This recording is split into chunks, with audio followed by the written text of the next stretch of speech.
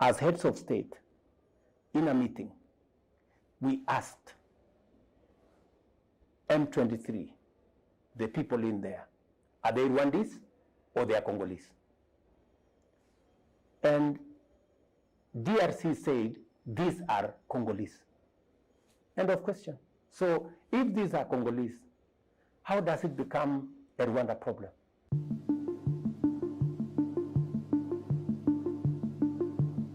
You've been quite clear to Western powers that that you support their actions over dealing with Ukraine, but it's time for the West to start paying its fair share for Africa's energy transition. Are people really listening to you in London, Paris, DC? I mean, what do you have to say about that? First, even though they may not be listening now, but the reality is that they have no choice but ultimately to listen. But the positive news is that they are listening.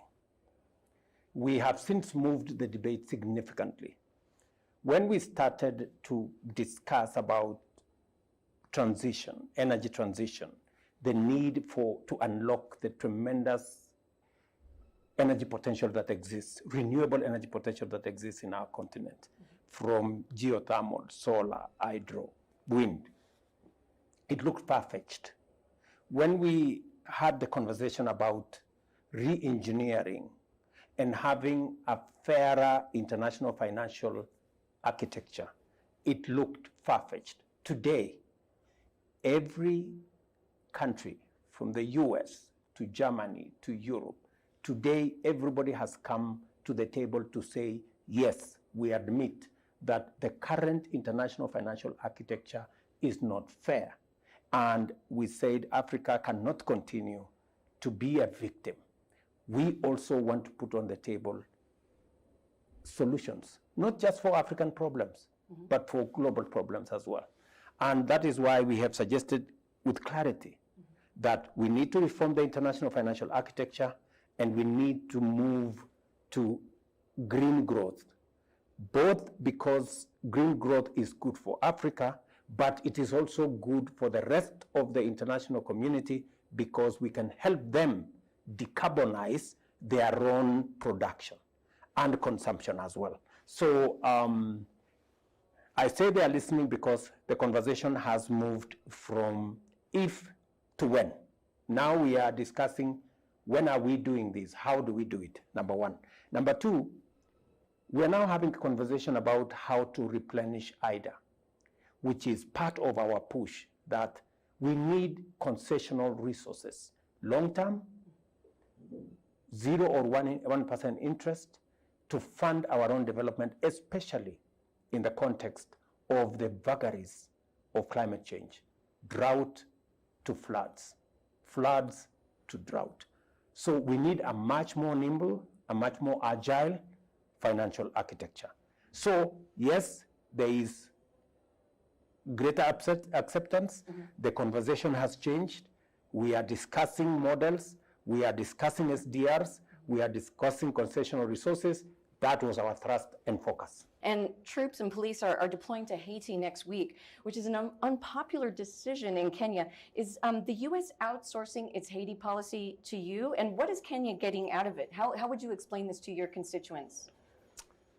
We are not doing this for America. Neither are we doing it for anybody. We are doing it for humanity. The people in Haiti are Africans like us. The people in Haiti are human beings. We are a responsible global citizen as a country. We have done this. We're not starting in Haiti. Kenya has participated in 47 different countries in peacekeeping. We have a great tradition of doing very well from Kosovo to all manner of places. We've been there for humanity. We are going to Haiti because we believe in humanity. We believe we are a responsible corporate citizen of this globe, and we believe that women and children in Haiti deserve help. And Kenya is going to show up for the women, for the children in Haiti. We're going to show up. I wanted to ask you some question about the crisis currently in Eastern Congo.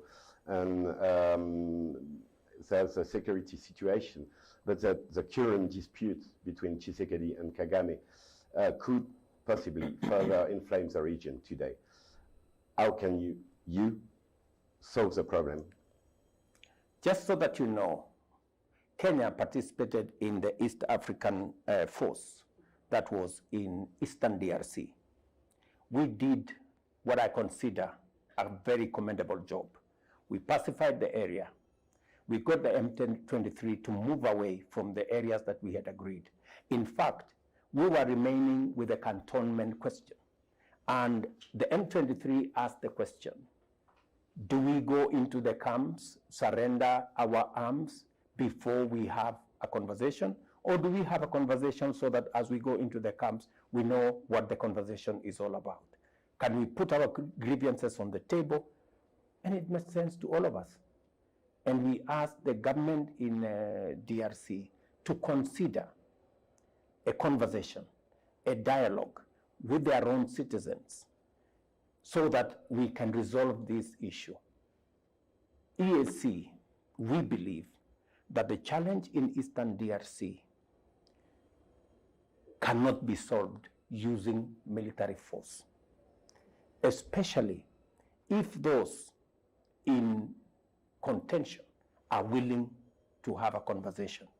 That is why we asked the government of DRC to consider seriously using the instruments that are available in the Nairobi peace process, which is a dialogue process, or in the Rwanda peace process, which is also a dialogue process, or even a combination of both.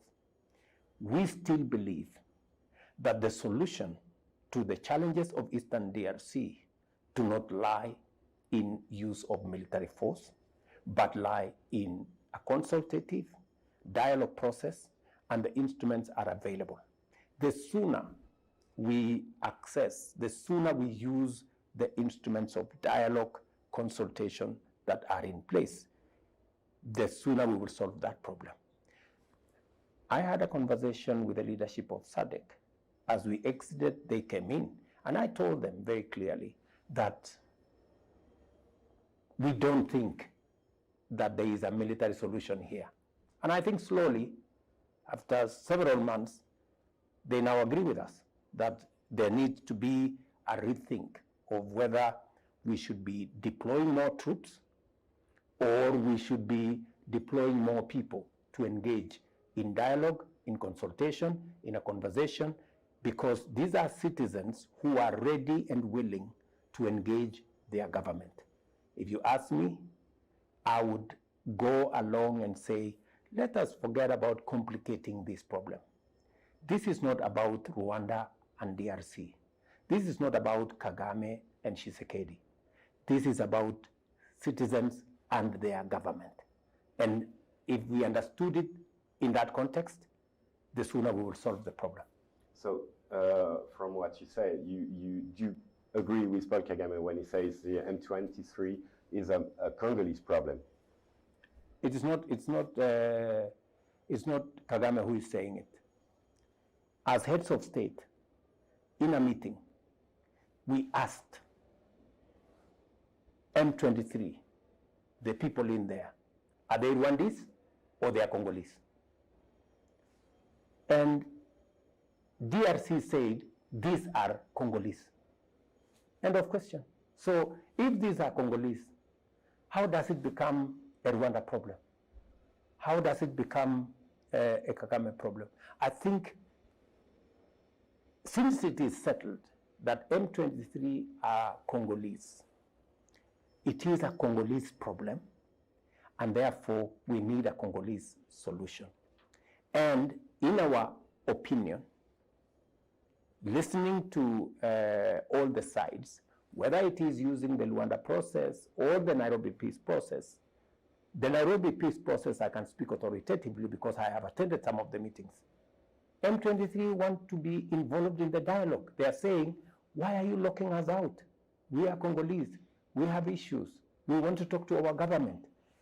I don't find any better outcome than a citizenship that has grievances, that have issues with their government, who are willing to engage their government in a discussion so that they can sort out their grievances.